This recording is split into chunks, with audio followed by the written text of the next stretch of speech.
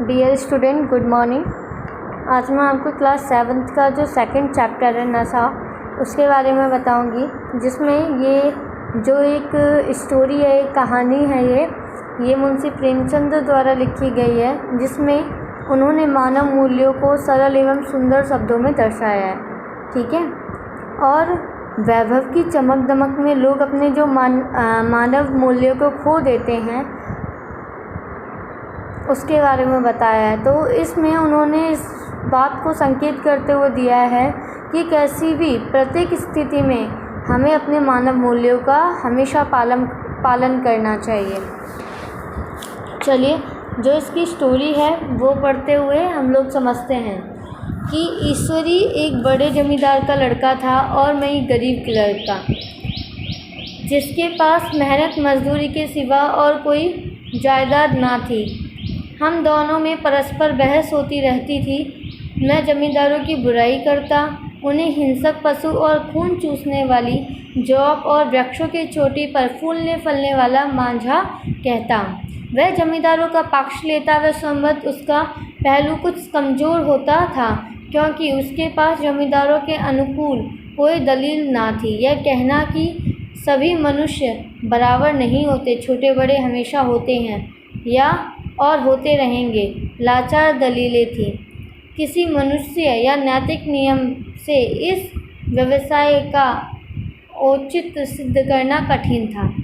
मैं इस वाद विवाद की गर्मागर्मी में अक्सर तेज हो जाता और लगने वाली बात कह जाता।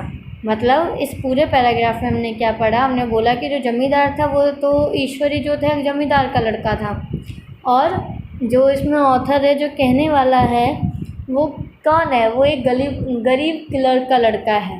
ठीक है, जिसके पास मेहनत मजदूरी के सिवा और कोई जायदाद ही नहीं थी। ठीक है, वो एकदम ऐसे बहस करता था। मतलब ऐसा कहना था, वो जमींदारों की बुराई करता था, उन्हें हिंसक पशु कहता था, खून चूसने वाली जौक और पता नहीं क्या क्या बोलता था। लेकिन जो ईश्वरी था वो जमींदारों का पक्ष लेता और उसका पहलू हमेशा कुछ कमज़ोर रह जाता। लेकिन जो क्लर्क का लड़का था वो इन सारी दलीलों के बावजूद भी वो हमेशा गर्मा गर्मी में अक्सर कुछ तेज हो जाता और कुछ बोल ही देता था उल्टा सीधा। शायद उसका कारण यह था कि वह अपने पक्ष की कमज़ोरी समझता था। नौकरों से वह सीधी मुंह बात ना करता था। अमीरों में जो एक बेदर्दी और उड़नता होती है, उसमें उसे भी प्रचुर भाग मिला था। नौकरों ने बिस्तर लगाने में जरा भी देर की, दूध ज़रूरत से ज़्यादा गर्म या ठंडा हुआ, साइकिल अच्छी तरह साफ़ नहीं हुई तो वह अपने आपे से बाहर हो जाता। सुस्ती और बदतमीजी उसे ज़रा भी बर्दाश्त नहीं थी। पर दोस्तों से और विशेषकर मुझसे उसका व्यवहार सौंदर्य और नम्रता से भरा हुआ था। शायद उसकी जगह में मैं होता तो मुझ में भी कठोरता पैदा हो जाती, जो उसमें थी, क्योंकि मेरा लोक प्रेम सिद्धांत पर नहीं, उस निजी दिशाओं पर टिका हुआ था। वह मेरी जगह होकर भी शायद अमीर ही रहता, क्योंकि वह प्राकृतिक से विलासी और ऐश्वर्यप्रिय था। मतलब इस पूरे पैरा में जो कवि है वो ये कहना चाहता है कि ईश्वरी जमींदार का लड़का होने के बावजूद भी मैं उसको हिंसक पशु, खून चूसने वाली जौक और पता नहीं क्या क्या कहता था। लेकिन अमीर होने के बावजूद भी, जैसे कि अमीर लोगों का बिहेवियर होता है, ठीक है, कि नौकरों के साथ ये इधर गंदगी है, दूध नहीं दिया, दूध है तो इतना गर्म क्यों है, इतना ठंडा क्यों, इस तरीके से बातें होती थी उन लोगों में। साइकिल साफ़ नहीं की ढंग से, सुस्ती और बदतमीज़ी बिल्कुल भी बर्दाश्त नहीं थी। लेकिन उसके बावजूद भी उसका दोस्तों के लिए साथ और जो क्लर्क का लड़का था उसके साथ उसका बिहेवियर काफ़ी अच्छा था। चलिए, जो इसका नेक्स्ट पैरा है वो देखते हैं। अब की दशहरे की छुट्टियों में मैंने निश्चय किया कि मैं घर ना जाऊंगा। मेरे पास किराए के लिए रुपए ना थे और मैं घर वालों को तकलीफ़ नहीं देना चाहता था। जानता हूँ वह मुझे जो कुछ देते हैं वह उनकी हैसियत से बहुत ज़्यादा है। इसके साथ ही परीक्षा का भी ख्याल था। अभी बहुत कुछ पढ़ना बाकी था और घर जाकर कौन पढ़ता है। बोर्डिंग हाउस में भूत की तरह अकेले पड़े रहने को भी जी ना चाहता था। इसलिए जब ईश्वरी ने मुझे अपने घर चलने का न्योता दिया तो मैं बिना आग्रह के राजी हो गया। ईश्वरी के साथ परीक्षा की तैयारी खूब हो जाएगी। वह अमीर होकर भी मेहनती और ज़हीन है। मतलब उसने वो अपने घर जाना चाहता था दशहरे में, लेकिन रुपए ना होने के कारण वो नहीं जाता। लेकिन रुपए भी एक कारण था, लेकिन उसके एग्ज़ाम भी आ रहे थे, उसको इस बात की भी टेंशन थी। इन सारी बातों को लेके वो बोर्डिंग हाउस में भी रहना नहीं चाहता था, क्योंकि सारे बच्चे तो घर चले जाएंगे, वो अकेला क्या करता। इसलिए वह ईश्वरी के साथ उसके घर एक बार उसके पूछने पर उसके घर चला जाता है, ठीक है, क्योंकि ईश्वरी पढ़ने में बहुत अच्छा था, मेहनती भी था और ज़हीन भी था। उसके नेक्स्ट देखते हैं, नेक्स्ट पैरा। उसने उसके साथ ही कहा, लेकिन भाई एक बात का ख्याल रखना। मतलब ईश्वरी लेखक का इसमें जो मतलब क्लर्क का जो लड़का रहता है उसको कहता है कि भाई एक बात का ध्यान रखना, वहाँ अगर ज़मींदारों की निंदा की तो मामला बिगड़ जाएगा और मेरे घर वालों को बुरा लगेगा। वह लोग तो असमियों पर इसी दावे से शासन करते हैं कि ईश्वरी ने असमियों को उनकी सेवा के लिए ही पैदा किया है। असमी भी यही समझता है। अगर उसे सुझा दिया जाए कि जमींदार और असमी में कोई मौलिक भेद नहीं है तो जमींदारों का कहीं पता ना लगे। मैंने कहा, तो क्या तुम समझते हो कि मैं वहाँ जाकर कुछ ना कहूँ या कुछ और हो जाऊँगा? तो मतलब इस तरीके से वो उसको समझाता है कि मेरे घर जाके ज़मींदारों की बुराई मत करना। लेकिन उसके बावजूद भी वो कहता है, तुम क्या चाहते हो कि मैं तुम्हारे घर जाके कुछ ना करूं, जैसा हूँ मैं उससे चेंज हो जाऊं? तो इस पूरा पैराग्राफ में हमने ये पढ़ा कि जो इसमें ऑथर है, क्लर्क का लड़का है, वो ज़मींदारों की बुराई करता है और उनको पता नहीं क्या क्या उल्टा सीधा बोलता है, लेकिन उसके बावजूद भी वह अपने जो उसका मित्र होता है ईश्वरी, वो उसके घर चला जाता है। और जाने के बाद वह जो ईश्वरी रहता है वो उसको समझाता भी है कि मेरे घर जाके ज़मींदारों की बुराई मत करना, वरना मेरे घर वालों को बुरा लगेगा। तो इन सारी परिस्थितियों से निकलते हुए चलिए अब हम नेक्स्ट पन्ना देखते हैं। हाँ, मैं तो यही समझता हूँ, तुम गलत समझते हो। ईश्वरी ने इसका जवाब ना दिया। कदाचित उसने इस मामले में मेरे विवेक पर छोड़ दिया और बहुत अच्छा किया। अगर वह अपनी बात पर अड़ता तो मैं भी जिद पकड़ लेता। जैसे कि वो जिद क्यों पकड़ लेता?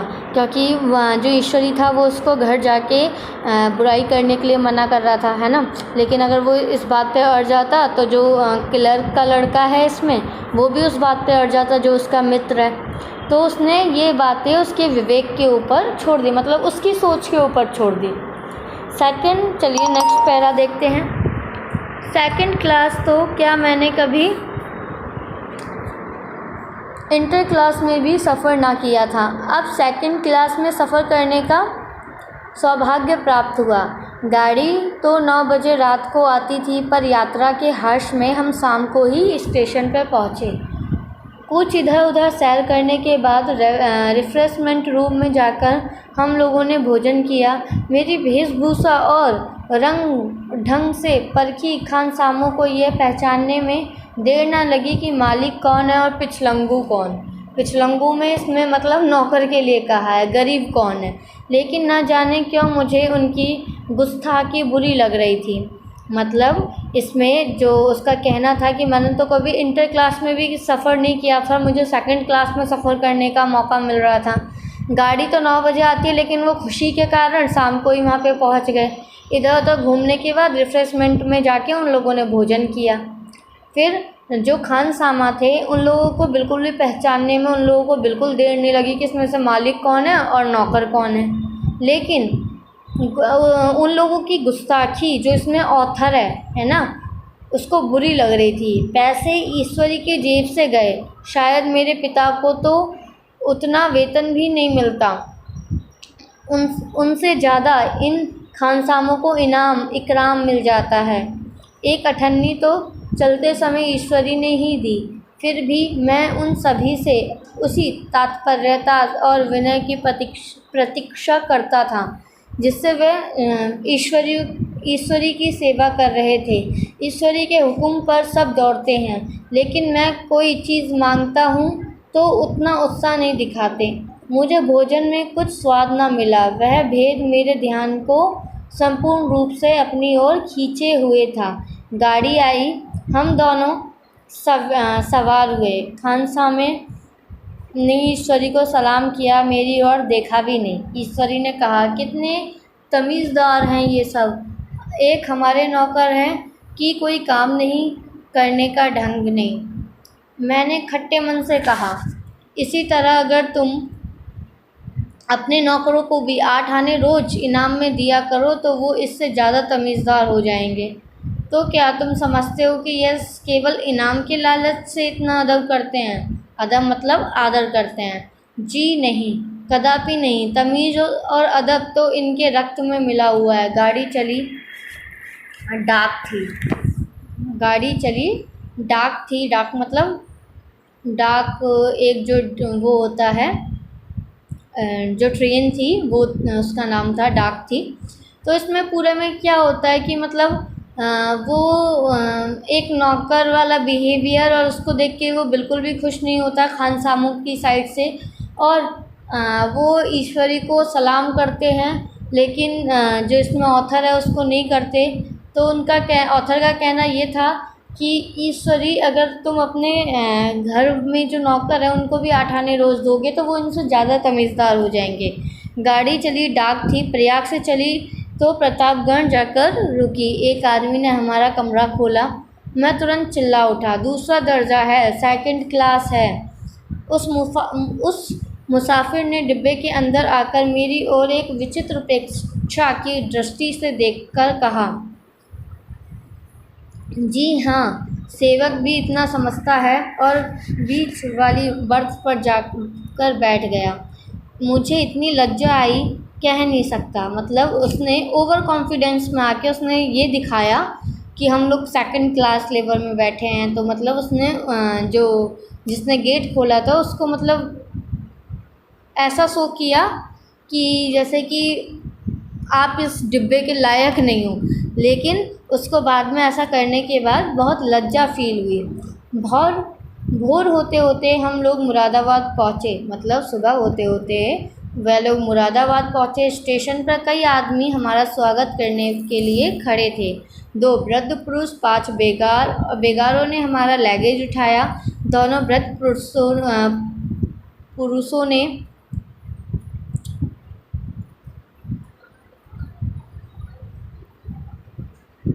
वृद्ध पुरुष पीछे पीछे चले। एक मुसलमान था, रियासत अली, दूसरा ब्राह्मण था, राम हरक। दोनों ने मेरी ओर अपरिचित नेत्रों से देखा, मानो ये कह रहे हैं, तुम कौवा हो के हंस के साथ कैसे? रियासत अली ने ईश्वरी से पूछा, यह बाबू साहब क्या आपके साथ पढ़ते हैं? ईश्वरी ने जवाब दिया, हाँ, पढ़ते भी हैं और साथ में रहते भी हैं।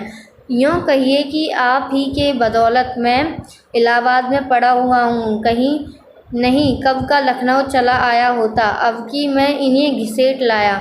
इनके घर से बार बार तार आने के बावजूद भी मैंने उनका मतलब जो जवाब था, खत का जो जवाब था वो इनकारी में भिजवाया। आखिरी तार तो अर्जेंट था, उसकी फीस 4 आने प्रति शब्द थी, पर यहाँ किसे उसका जवाब भी इनकारी हो गया। दोनों सज्जनों ने मेरी ओर चकित नेत्रों से देखा, आतंकित हो जाने की चेष्टा करते हुए जाने पड़े। मतलब उन लोगों को ऐसा फील हुआ कि इतने खत आने के बावजूद भी अपने घर नहीं गया और यहाँ आ गया।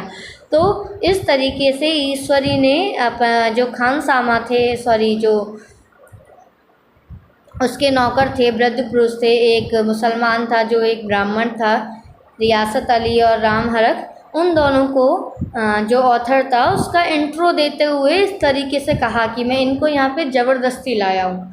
तो ये चैप्टर का जो ये आधा ही है आज मैंने इसके दो जो मतलब पन्ने हैं यही कवर किया है। नेक्स्ट वीडियो में हम इसका आगे का पढ़ेंगे। Thank you.